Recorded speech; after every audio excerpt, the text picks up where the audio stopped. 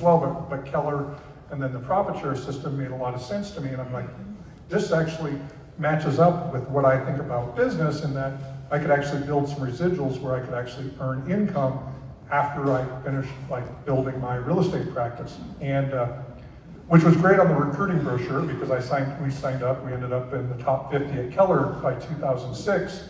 And in 2007, I had actually recruited a fairly decent number of agents, about 184 people to Keller. And not personally, but just in my profit share group. And I found out I got a whopping $6 grand for that, and I paid one office $115,000. I was running multiple teams. So I exited, we did a team-based brokerage, and we actually scaled that to 4 offices. And so by the time 2008 came around, I had the 4 offices, and then the market cratered. And so we closed the offices down. We went to a skeleton crew on the last office, and we had to kind of get to 2009. And in February 2009, a number of us got together, and some of the agents said, when do we get our offices back? And I'm like, the market kind of sucks right now. That was a technical term. But we're not getting our offices back. In fact, we need to build a defensible business model that's not dependent on bricks and mortar. And part of that was because I was committed to actually running a profitable real estate brokerage. There's a lot of people, even today, that are not committed to running profitable real estate brokerages. They always, tend to go out of business. They have to merge. They have to close down. Most of the copycats are losing money hand over fist, so it's going to be interesting to see how they do. But I was committed to sort of building sort of a profitable business, and so we went about actually rebuilding the model using no bricks and mortar. And then the question was, if we don't have bricks and mortar, what would it take for me as a top producing agent to be interested in going to this company? And that's where I really liked the profit share system at Keller, except it wasn't very profitable. And I said, why don't we do revenue share, not profit share? And so we said, okay, if we do that, where do the numbers need to settle out? How can we make it a really great opportunity for agents?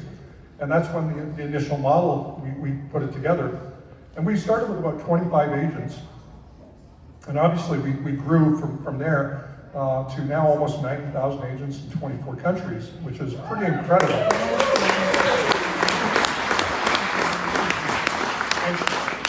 If you think about that, it's 14 and a half years ago, we started Exp, and of course you'll certainly seen all the stats. We have so many of the sort of number ones in a number of different categories.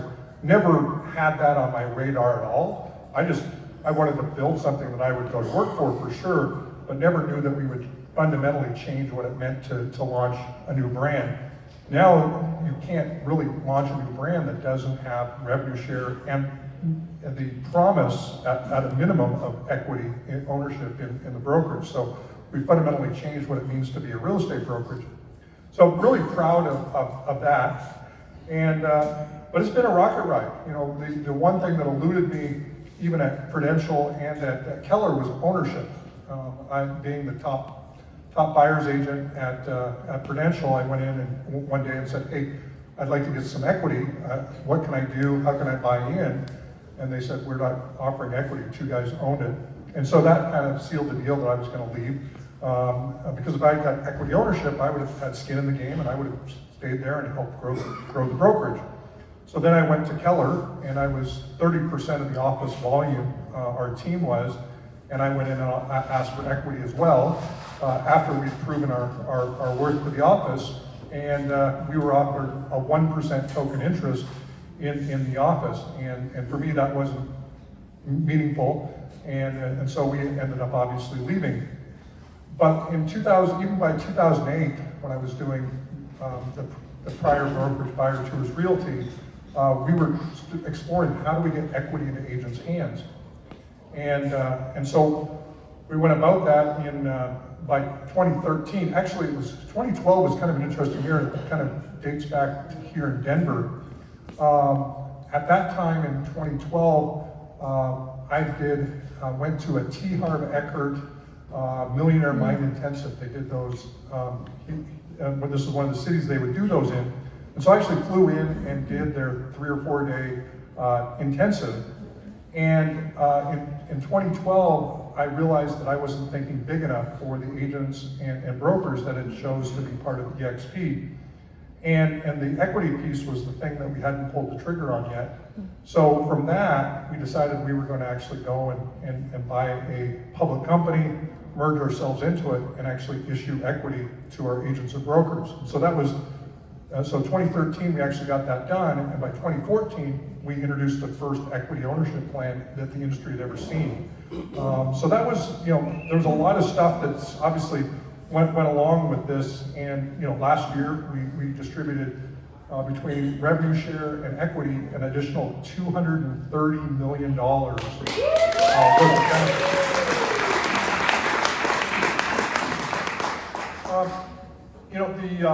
Some of you may have heard I retired about a week or two ago. No, I really didn't. I turned over the reins of the CEO reins of Exp Realty to Leo Perea. He's an amazing gentleman, super passionate about this industry, a true entrepreneur. He's grown his own businesses and sold those.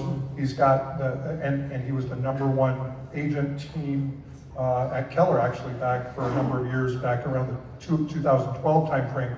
So he's an agent at heart and also an entrepreneur. And so him jumping onto the team here a couple of years ago, and now taking the reins at the CEO front, I'm super excited about what that looks like.